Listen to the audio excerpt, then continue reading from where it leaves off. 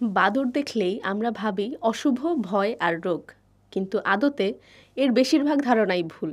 যেমন অনেকে মনে করে বাদুড় অন্ধ, চোখে দেখতে পায় না, কিন্তু আসলে বাদুড় মানুষের থেকেও ভালো চোখে দেখতে পায়।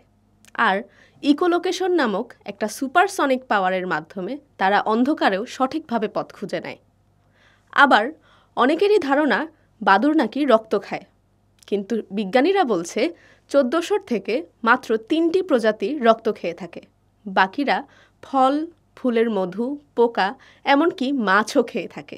একটি ছোট বাদুড় এক রাতে প্রায় ৬০০ থেকে ১,০০০ মশা খেয়ে ফেলতে পারে। অর্থাৎ পোকা নিয়ন্ত্রণ, কৃষির ক্ষতি কমানো, মানুষের স্বাস্থ্য রক্ষা, সব ক্ষেত্রেই বাদুড়ের অবদান রয়েছে। এমনকি কলা, কোকোয়া, আম এই ধরনের অনেক ফল গাছই আছে যা বাদুড় ছাড়া পরাগায়নই সম্ভব নয়। তাহলে বাদুড়কে রোগ ছড়ানোর সাথে জড়ানো হচ্ছে কেন?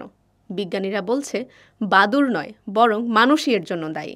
বন উজাড়, গুহা নষ্ট করা, বন্যপ্রাণী শিকার, এসব কারণেই ভাইরাস মানুষের সংস্পর্শে চলে আসছে।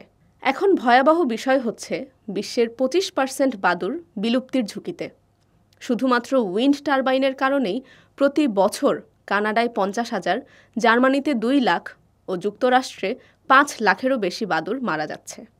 এর সমাধান হিসেবে বিজ্ঞানীরা উইন্ড টারবাইনে নতুন সেন্সর প্রযুক্তি ব্যবহার করছে।